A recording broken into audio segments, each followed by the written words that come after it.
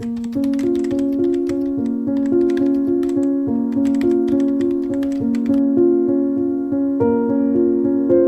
the vast theatre of existence, we find ourselves perpetually caught between the echoes of yesterday and the whispers of tomorrow, rarely pausing to notice the profound miracle of this very moment.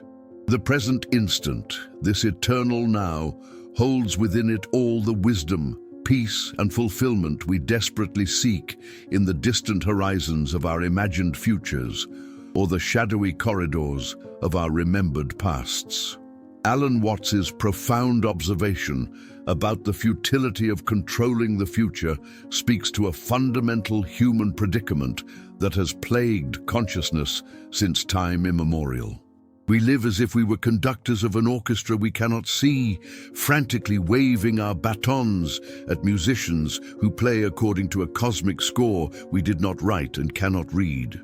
Yet in this very futility lies the seed of liberation. For when we cease our exhausting attempts to choreograph the dance of existence, we discover that life itself is the choreographer, and we are both the dancers and the dance. The ancient Greeks understood this paradox through their concept of chronos and kairos. Chronos being the mechanical, quantitative time that governs our schedules and deadlines, while kairos represents the qualitative, eternal time that exists outside the linear progression of moments. It is in kairos that we find the eternal now, that sacred space where past and future collapse into the infinite depth of present awareness. When we learn to inhabit this dimension of being, we discover that every moment contains eternity, and eternity is nothing more than the full experience of now. Consider the nature of water, which Watts uses as his metaphor. Water teaches us about the art of yielding, of flowing around obstacles rather than fighting them, of taking the shape of whatever container holds it while maintaining its essential nature. When we try to grasp water with our hands, it slips through our fingers not because it is elusive, but because our very attempt to possess it contradicts its fundamental nature. Similarly, the future cannot be controlled because control itself is an illusion born from the ego's desperate need for certainty in an inherently uncertain universe. The Buddhist tradition speaks of this through the concept of impermanence or anicca, which teaches us that all phenomena are in constant flux, arising and passing away in an endless dance of change.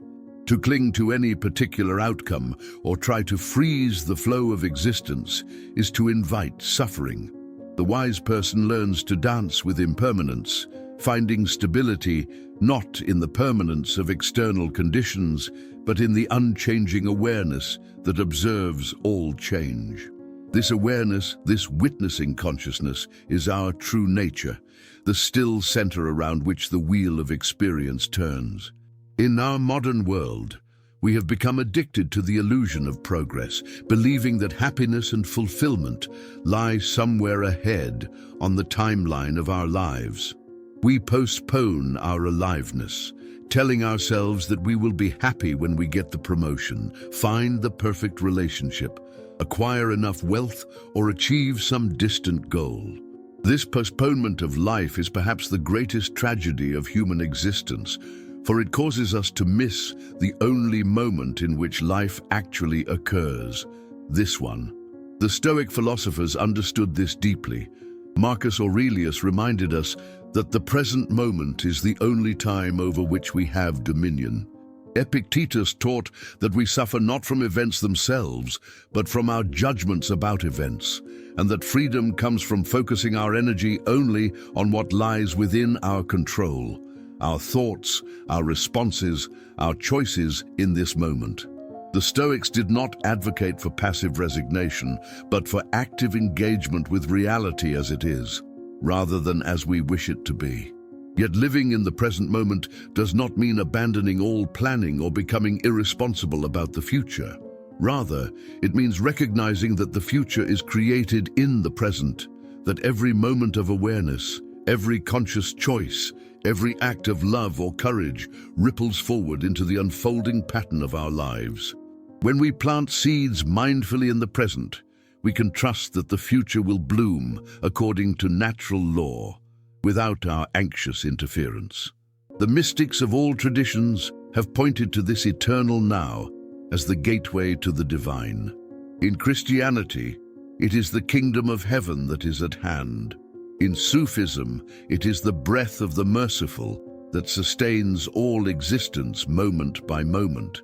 In Advaita Vedanta, it is the recognition that the seeking I and the sought divine are one and the same consciousness, available not through time, but through the timeless depth of present awareness. These spiritual traditions converge on a single truth. That which we seek has never been absent, but we have been absent from it through our mental wanderings into past and future. The German philosopher Eckhart Tolle revolutionized contemporary spiritual discourse by pointing out that psychological time, our mental dwelling in past and future, is the source of most human suffering. He distinguished between clock time, which is practical and necessary for navigation in the world, and psychological time, which creates an illusory sense of identity based on past experiences and future projections. When we learn to use clock time without being used by psychological time, we discover the power of now, the transformative potential that exists only in the present moment. This transformation is not merely philosophical but deeply practical. When we bring our full attention to whatever we are doing right now, whether washing dishes, having a conversation, or walking in nature, we discover that ordinary activities become doorways to the sacred. The Zen tradition teaches us that before enlightenment, chop wood, carry water. After enlightenment, chop wood, carry water. The difference lies not in the activity, but in the quality of presence we bring to it. The practice of mindfulness, derived from Buddhist meditation, but now embraced by neuroscience and psychology, offers us concrete tools for inhabiting the present moment. When we observe our breath, we anchor ourselves in the body's natural rhythm, which exists only now. When we practice awareness of our thoughts without being swept away by them, we discover the space between thoughts, the aware silence that is our essential nature.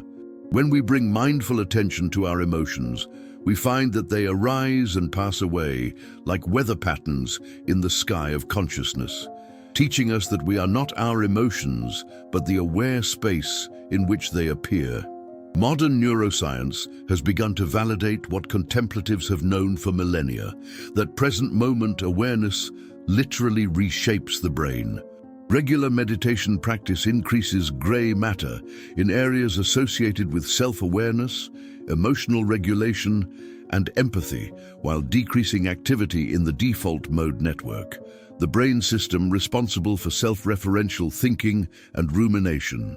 This suggests that the cultivation of present moment awareness is not merely a spiritual practice, but a form of neural training that enhances our capacity for happiness and resilience. The paradox of seeking fulfillment in the future is that it creates a perpetual sense of inadequacy in the present. We live as if we were incomplete beings, striving to become complete, missing the fundamental truth that completeness is our natural state when we are not divided against ourselves by mental time travel.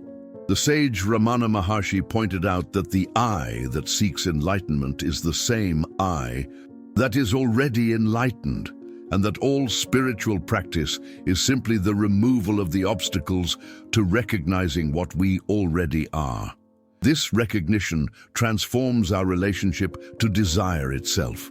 Instead of seeing desires as problems to be eliminated or goals to be achieved in the future, we can understand them as movements of life energy that arise and pass away in consciousness. When we neither suppress desires nor become enslaved by them, but simply allow them to be as they are while maintaining our center in present awareness, they lose their compulsive power over us.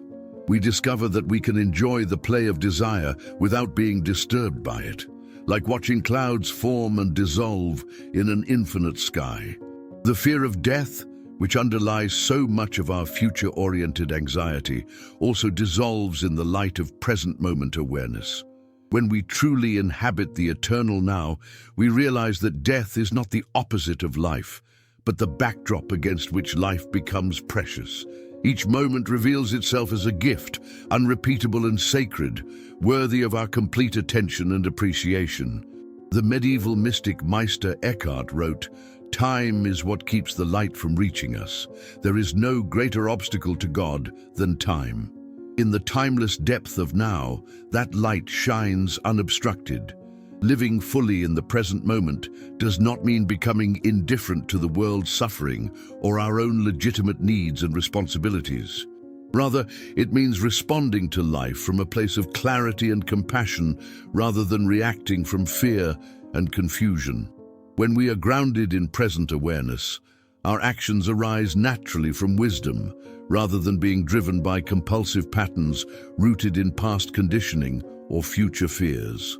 We discover that presence itself is a form of service, that consciousness lived fully in the moment contributes to the healing of the world.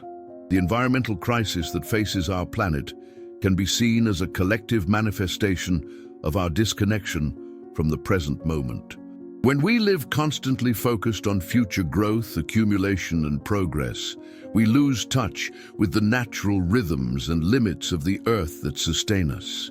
Indigenous wisdom traditions, which maintained a sacred relationship to the present moment and the cyclical nature of time, offer us teachings about how to live in harmony with the natural world. Their understanding that we are not separate from nature but expressions of it becomes accessible to us when we cease our mental wandering and return to the immediacy of our embodied existence. The ancient Chinese concept of Wu Wei, often translated as non-action or effortless action, points to the kind of spontaneous responsiveness that emerges when we align ourselves with the present moment rather than trying to impose our will upon it. Like a skilled martial artist who moves in harmony with an opponent's energy rather than against it, we learn to work with the grain of existence rather than against it. This does not mean passivity, but rather a dynamic receptiveness that allows appropriate action to emerge naturally from each situation. As we cultivate this way of being, we begin to notice that life has its own intelligence, its own timing, its own way of unfolding that is far more elegant and efficient than our mental projections and manipulations. We discover that when we stop trying to push the river, it carries us exactly where we need to go. This requires a profound trust, not blind faith, but the confidence that comes from direct experience of life's inherent wisdom. The journey toward living fully in the present moment is itself a paradox, for it is not really a journey at all, but an arrival at where we have always been. It is the recognition that we have been seeking in time what was always available beyond time, that we have been trying to achieve through effort what can only be received through surrender, that we have been looking for completion in the future when wholeness is the very nature of this moment. In the end, the wisdom of Alan Watts' metaphor reveals itself completely.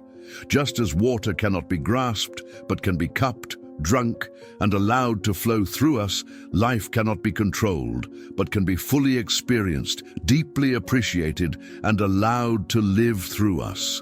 When we release our grip on the future and open our hands to receive the gift of now, we discover that we have not lost anything but gained everything. For in the eternal now, all possibilities exist, all love is available, and all peace is present. The invitation is always here, in this moment, to step out of psychological time and into the timeless depth of being. It requires no special preparation, no perfect conditions, no future moment when we will finally be ready. It asks only that we cease our resistance to what is and open completely to the miracle of what is here now. In this opening, we find not only our own freedom, but our deep connection to all life. For in the eternal now, the boundaries between self and world, between seeker and sought, between human and divine, dissolve into the recognition of our fundamental unity with all that is.